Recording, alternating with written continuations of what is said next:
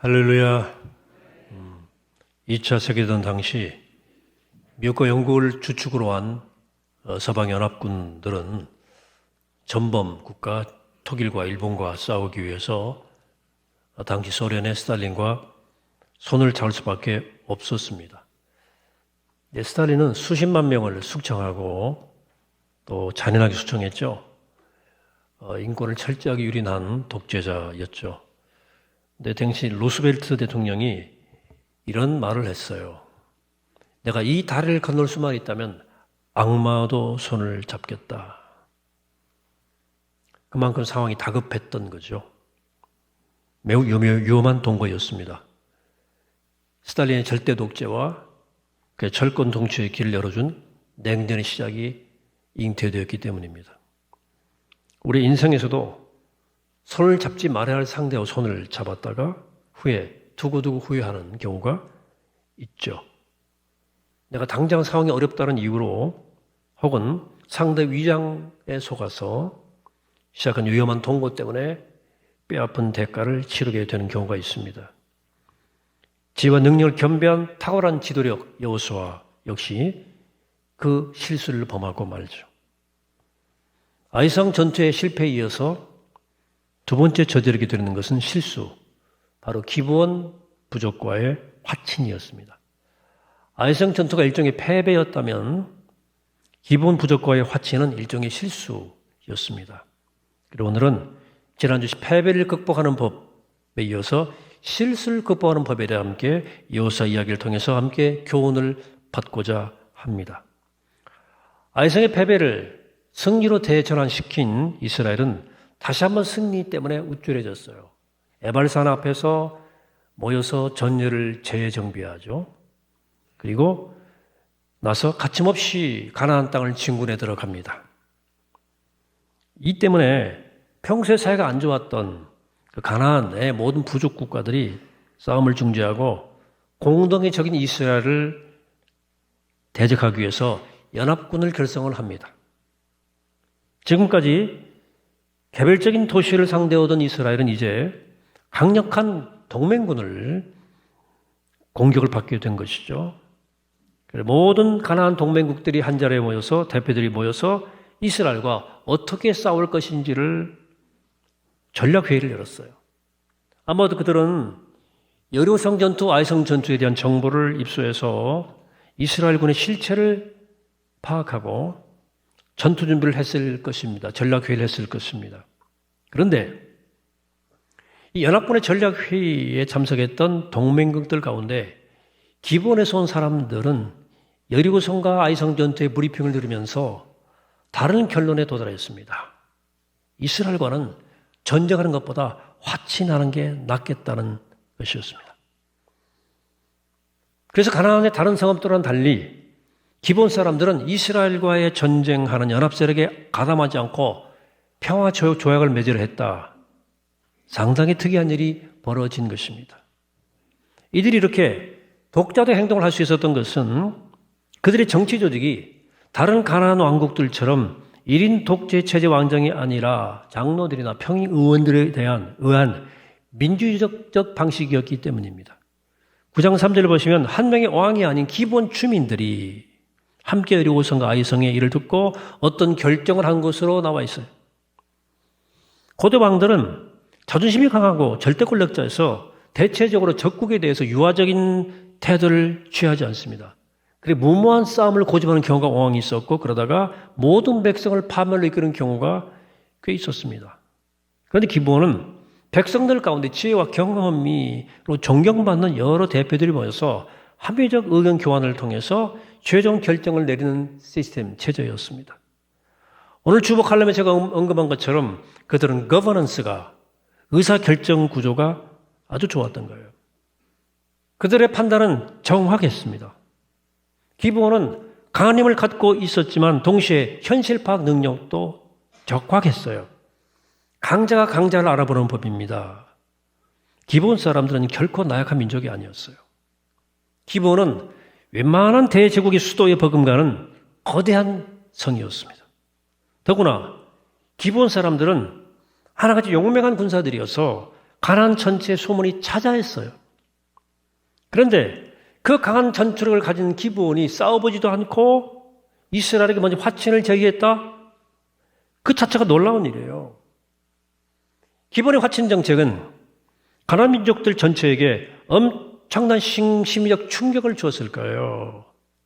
기브온은 비록 큰 힘을 갖고 있었지만 그래도 자신들의 힘만으로는 하나님이 함께 하시는 이스라엘을 상대할 수 없다는 사실을 간파한 거죠.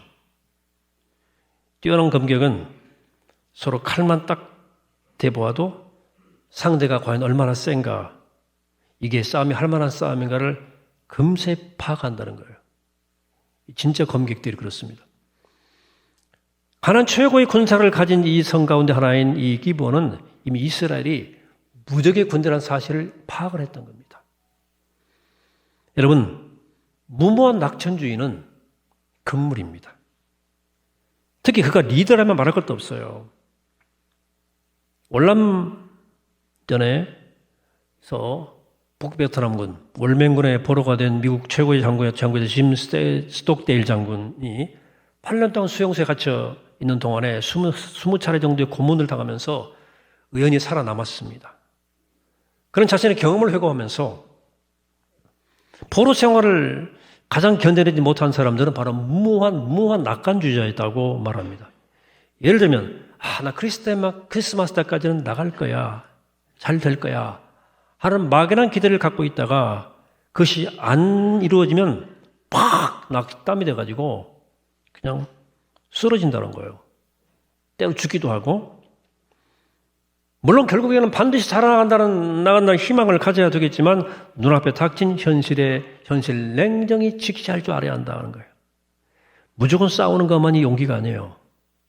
냉정하게 현실을 직시하고 자존심이 상해도 싸우지 말아야 할 때는 무기를 내려놓고 때를 기다리는 것이 위대한 용기예요. 더 위대한 용기예요.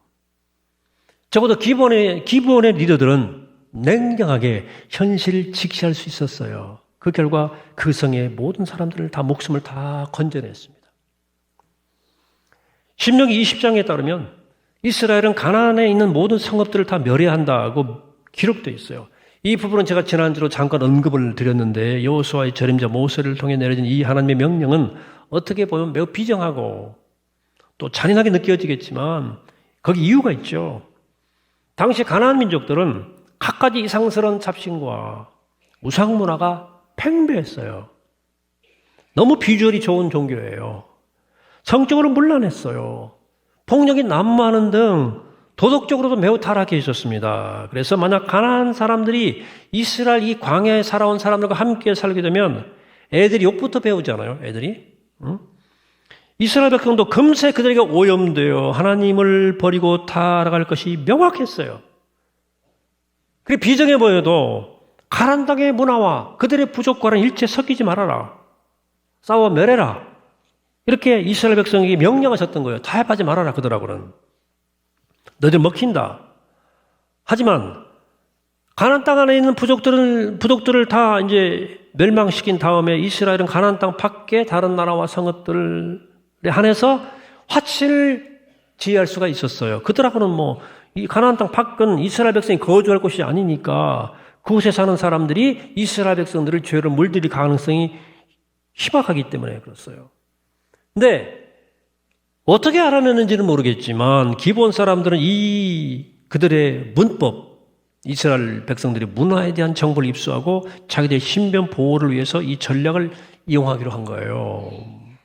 기브온은 지도에 보시는 것처럼 길갈에 있는 이스라엘 총사령으로부터, 길갈이 총사령부인데요. 길갈서로부터 한 불과 40km 떨어진 곳에 위치한 지역으로 하나님께서 주신 명단에 다 멸해야 할 명단으로 명기된 지역입니다. 하나님이 언급하신 대로 절대 타협해서는 안 될 7 부족들 가운데 쭉 거기 있지 않습니까? 기브온도 그 성 가운데 하나예요. 그러므로 기브온 사람들이 정직하게 자기들의 그 정체를 밝히면 협상은 불가능해요. 그들이 꾀를 낸 거죠. 꾀를 낸 거죠. 사절단을 뽑아서 일부러 아주 먼 곳에서 험난한 여행길을 걸어온 사람들처럼 보이기 위해서 의복과 음식과 장비와 기타 모든 것들을 다 낡고 오래된 것으로 변장했어요. 비록 적국이지만 이 기본 사람들의 이 이런 치밀한 준비는 우리에게 시사하는 바가 커요. 이스라엘은 기본에 대한 정보가 전무했는데 반대로 기본은 이스라엘을 움직이는 정신적 나침반이 무엇인지, 거기에 대해서 그들의 문화 핵심이 뭔지 이미 파악을 한 거예요. 정보력이 있어서 이스라엘은 이스라엘보다 한 발 앞섰던 거예요. 그들은 정보를 파악한 것만이 아니라 자기에게 불리한 정보라고 하더라도 그것을 역용할 아이디어를 내서 실천에 바로 옮겼다는 거예요. 우리 그리스도인들은 세상을 변화시켜야 할 사명을 지녔죠. 뜻밖에도 세상은 교회에 대해 너무 잘 압니다. 근데 교회는 세상에 대해 잘 몰라요. 그런 경향이 있다 그거죠. 물건 파는 비즈니스만 하더라도 내 물건에 대해 아는 것 이상으로 그걸 팔아낼 시장과 그 소비자에 대해 치밀하게 파악해야 그 장사가 되는 거 아니겠어요? 예수님이 그 말씀하셨죠. 누가복음 16장에서 이 세대 아들들이 자기 시대에 있어서는 빛의 아들들보다 더 지혜로우니라. 세상이 더 지혜롭다. 거예요. 자기 시대에 있어서는. 하나님 백성인 이스라엘은 하나님 백성이 아닌 믿지 않는 기본 사람들의 치밀한 준비성을 배워야 했어요. 오늘날도 교회는 세상에 탁월한 사람들의 치밀한 전략과 준비성을 배워야만 돼요. 은혜롭게 하자는 말을 좋은 말인데 이걸 준비 없이 대충 하자는 말로 대치시켜서는 안 된다. 기본 사람들은 가장 배짱 좋고 순발력 있고 영리한 대표들을 뽑아서 마치 먼 곳에서 여행온 여행자들처럼 변장시켜서 이스라엘군 총사령부로 보냅니다. 여호수아와 이스라엘 지도자들 앞에서 그들은 최대한 불쌍한 표정을 지으면서 자기들은 먼 곳에서 온 부족이니 자신들과 평화지역을 맺자 간청합니다. 처음에는 이스라엘도 쉽게 속아 넘어가지 않았어요. 그래 날카로운 질문을 던졌죠. 너희들 가나안 땅에 거하는 우리와 아주 가까운 곳에 거하는 부족 같은데 어찌 너희들과 평화지역을 맺자고 그러냐? 너희 대체 누구고 어디서 왔냐? 당연한 경계죠. 여러분 신중함은 리더십이 중요한 인격적 차질 가운데 하나입니다. 신중한 거. 특히 한 공동체 리더는 그것이 가정이든 일터의 리더든 교회 공동체 리더든 자신이 이끄는 사람들의 운명이 걸린 어떤 테이블에 앉을 때는 모든 준비를 철저히 해서 상대를 무시한다거나 과소평가한다거나 과대평가하지 않고 냉정히 판단해 실수가 없도록 해야 되는 거예요. 이처럼 여호수아와 이스라엘 리더들도 처음에는 경계심을 가졌어요. 그러나 문제는 이 경계심을 끝까지 유지하지 못했다는 거예요.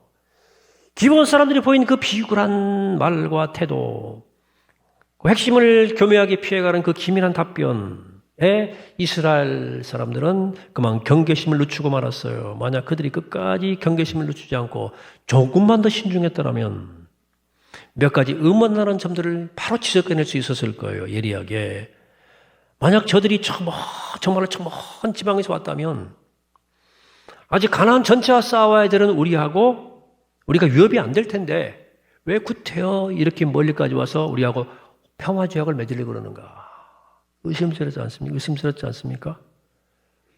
그 정말 한 나라를 대표하는 사절단이 맞다면 그래도 좋은 인상을 주기 위해서 우리와 만나기 전에 갈아입을 의복 정도는 준비해 왔을 것 아니냐?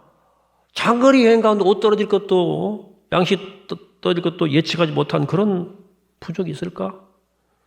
그런 대표단이 있나? 그리고 폐잔병도 아닌데 전쟁 치는 것도 아니고 왜 이렇게 저처럼 옷이 남루하게 입고 곰팡이 피었나? 의심할 요소가 많았어요. 그러나 그들은 경기를 늦추는 바람에 기본 사람들의 말에 속아 넘어가고 말았습니다. 자, 현명한 지도자 여호수아와 이스라엘 지도자들이 왜 이렇게 끝까지 경계심을 유지하지 못하고 속아 넘어갔을까? 추측컨대 아마 거기는 인간적인 외로움과 불안감이 상당히 작용했을 것이라 저는 추측해요. 예상합니다. 제 예상이 맞을 거예요. 이스라엘 백성은 400년 노예 생활을 했습니다. 그리고 광야 생활을 40년을 했어요. 외로운 생활입니다. 가나안 땅에 들어온 지 1년 동안 그 누구에게도 호의적 대접을 받은 적이, 환대받은 적이 없어요. 모두 다 자기들을 적대하고 냉대하는 적들뿐이었습니다. 전쟁이 이겨도 누가 박수 칠 사람이 없어요. 다 적들이니까. 따라서 이스라엘은 이런 상황 가운데서 그 누구도 의지하지 못한 채 외로웠을 것입니다. 당연히 누군가의 호의에 굶주려 있었을 거예요. 위로받고 싶은 마음. 이런 때 먼 지방에서 찾아왔다는 이 사절단의 친절한 말과 우린 당신이 종입니다 하는 복종적인 태도에 그만 마음이 약해진 거예요. 누가 나한테 복종해요? 아무도 복종 안 하잖아요? 막 복종한다고 그러잖아요. 마음이 흔들린 거예요. 하나님만 의지하고 살아야 하는 여호수아와 그 이스라엘 백성이었지만 순간적으로 친구가 그리운 인간적인 마음에 그만 방심해 버린 겁니다. 여러분 청소년기나 청년기 때 외국으로 일찍 유학 간 자녀들 가운데 간혹 거기서 백인들이나 멕시칸들이나 히스패닉 또 그 흑인 아이들과 어울리다가 그만 오염돼 가지고 마약하고 무슨 뭐 섹스 폭력 절도 같은 어떤 그런 범죄 행위에 휩쓸린 경우가 왕왕 있거든요. 그렇게 순수하고 착했던 아이들이 왜 그렇게 되는 걸까요? 낯선 땅에서 외로워요. 힘든 생활에 지치다 보니까 자연스럽게 따뜻한 인간관계가 그리워지는 거거든요. 말인이죠. 그때 외국인들이 다가와서 조금만 따뜻하게 대해주거나 자기들의 그 그룹에 끼워주면 경계심이 금방 낮춰지고 그들 가운데 흡수되고 그리고 그들에게 따돌림 안 당하려고 시키는 대로 하게 되어 있습니다. 그러다 그렇게 되는 거예요. 우리도 믿는다는 이유 때문에 세상으로부터 종종 소외당하고 외로움을 느낄 수 있죠. 누가 요새 박수 쳐주지 않잖아요. 하나님만 믿는다고 하면서도 세상으로부터도 외면당하고 싶지 않은 마음, 세상에 무언가를 의지하고 싶은 욕구가 우리 안에 은근히 있다는 사실을 사탄은 너무 잘 알고 있어요. 너 위로받고 싶지? 너 아무도 박수 안 쳐주잖아. 너 외롭지? 그 약점을 절대로 그냥 놔주지 않습니다. 언제나 부드럽고 교활한 유혹의 손길을 뻗쳐올지 몰라요. 자칫 방심하면 친구 되자고 손 내미는 사탄의 손을 떡 잡을 수 있어요. 그러므로 외롭고 힘들수록 사람 위로보다도 나의 힘이 되신 여호와의 내가 주를 사랑하나이다. 나의 힘 되실 분은 하나님밖에 없어요. 하고 고백하면서 그 말씀을 마음에 깊이 새기므로 마음을 잘 단속해야 돼요. 여호수아와 그의 부하들은 기브온 사람들의 치밀하고 교활한 준비에 꼼짝없이 넘어갔습니다. 기브온 사절단에 대하였던 일말의 의혹도 그들이 제시한 증거물 때문에 누그러지고 말았어요. 어떻게 말라 비뚤어진 곰팡이 같은 빵 조각들을 보였거든요. 여기저기 누더기처럼 변해버린 가죽 부대, 낡아져 해진 옷과 신발 등 남루하고 초라한 물건들과 행색들은 다 세팅된 거거든요. 근데 누가 보더라도 몇 달을 걸쳐 길고 긴 여행을 한 것처럼 보였어요. 거기다가 기브온 사절단에 애절하고 불쌍하게 보이도록 꾸미는 그 연기력은 정말로 깜짝같았습니다. 그 코스프레가 대단한 거예요. 그리고 이스라엘 리더십은 눈으로 보고 내가 코로 냄새를 맡을 수 있었으니까 이건 더 이상 의심할 필요가 없다 라고 판단해버린 거예요. 그러나 그들은 결정적 실수를 저지른 겁니다. 그것을 여호수아 9장 14절을 이렇게 말합니다. 우리가 그들의 양식을 취하고 어떻게 할 것을 여호와께 묻지 아니하고 그랬어요. 즉 그들은 이렇게 자명한 사실은 하나님께 물을 필요도 없다. 공연한 시간 낭비다. 쉽게 생각해버린 거예요. 쉽게. 여호수아와 이스라엘이 같은 치명적 판단 착오를 내리게 된 동기는 이유는 시각적 증거가 너무나 분명했어요. 근데 바로 이게 문제였습니다. 너무 쉽다고 생각될 때 이것저것 내 경험과 상식으로 너끈히 해결할 수 있다고 방심할 때 덫에 걸리는 거예요. 여러분 지식이 아무리 풍부해도, 여러분의 경험이 아무리 많아 노련해도, 여러분들의 처세술이 아무리 뛰어나도 우리는 유한한 인간에 불과합니다. 파일럿 가운데 가장 숙달된 파일럿들이 뜻밖의 평이한 비행 중에 비행사고는 이 숙달된 베테랑에서 많이 나온다는 통계가 있어요. 이런 들어보셨나요? 그건 너무 자신의 실력을 과신한 나머지 계기판을 안 보고 감으로 그냥 비행을 하다가 고도를 착각해서 바다를 하늘로 알고 그냥 쳐박는 거예요. 추락사고를 낸다는 거죠. 그래서 파일럿 훈련시킬 때 계속 강조하죠. 어떤 일이 있어도 계기판 철저히 바라보고 네 감만 믿고 운전하지 말아라. 계기판을 믿어라. 끝까지. 이렇게 가르치는 거예요. 여러분 살아가면 내가 좀 영리하다고 판단하십니까? 자부하십니까? 내 판단이 굉장히 빨라요. 그 영리함이 오히려 나를 무너뜨릴 수 있다는 사실을 꼭 기억하세요.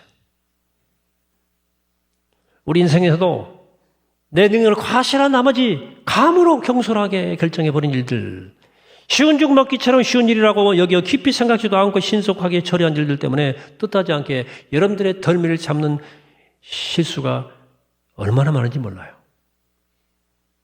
그러므로 눈에 보이는 상황만을 가지고 하나님의 뜻을 해석하지 말아라.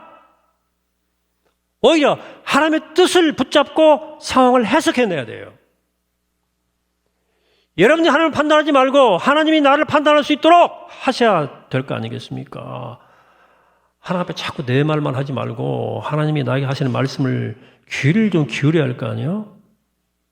우리가 어떤 결정을 해야 할 때 혹시 아무리 만만해 보여도 하나님 앞에 꼭 엎드려 기도하고 결정해야 되는 거예요.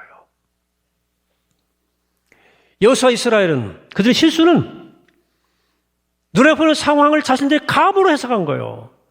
하나님께 엎드리지 않은 데 있는 거예요. 자, 자기들의 판단이 불안정하고 자신이 없다면 모든 것을 알고 계신 하나님께 우선 물어봐야 될 거 아니에요. 성경이 이렇게 우리에게 권면합니다. 야고보 1장 5절에서 너희 중에 누구든지 지혜가 부족하거든 모든 사람에게 후히 주시고 꾸짖지 아니하시는 하나님께 구하라. 그리하면 주시리라. 하나님 결코 우리의 기도야 간구에 외면하신 분이 아니잖아요. 근데 이 사람은 왜 그랬어요? 너무 자신만만했던 거야. 이건 자신의 지혜와 상식만으로 판단해도 될 문제다 생각하고 하나님께 엎드리지 않았어요. 하나님의 지혜를 구하지 않았어요. 그는 그렇게 하나님의 지혜를 구하지 못한 채 결단을 내렸고 그 결단을 돌이키기 어려운 후회를 남기게 되는 거예요.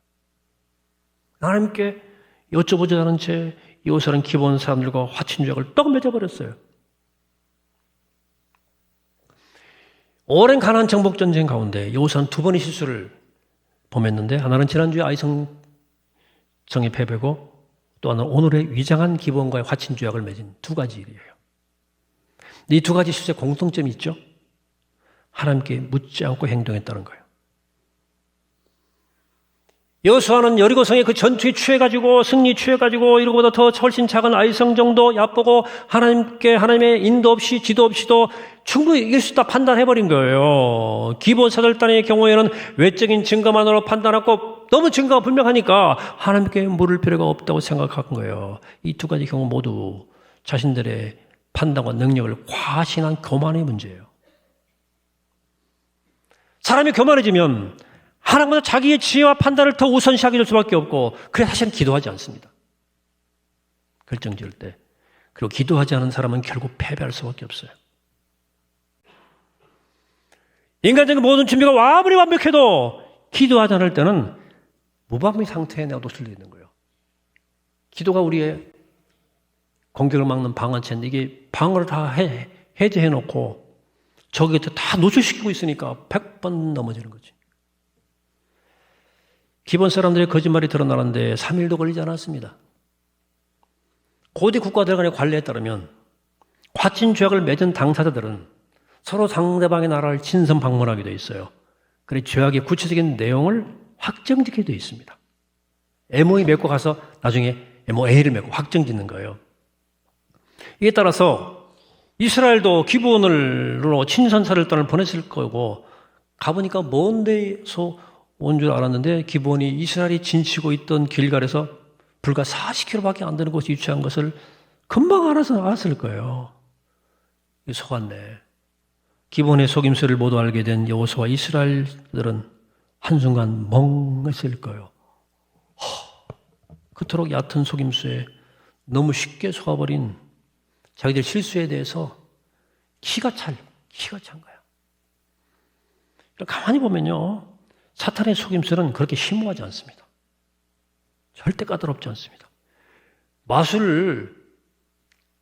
제가 요즘 좀 마술을 조금 배우는 거 아니고 관심이 좀 있어요. 근데 막상 마술 비밀을 알고 보니까 너무 시시하더라고. 눈속임수야. 사탄의 속임수도 알고 보면 왜 그런 쉬운 함정에 내가 걸렸을까 싶을 정도로 간단합니다. 우리가 문제가 어려워서 넘어지는 게 아니에요.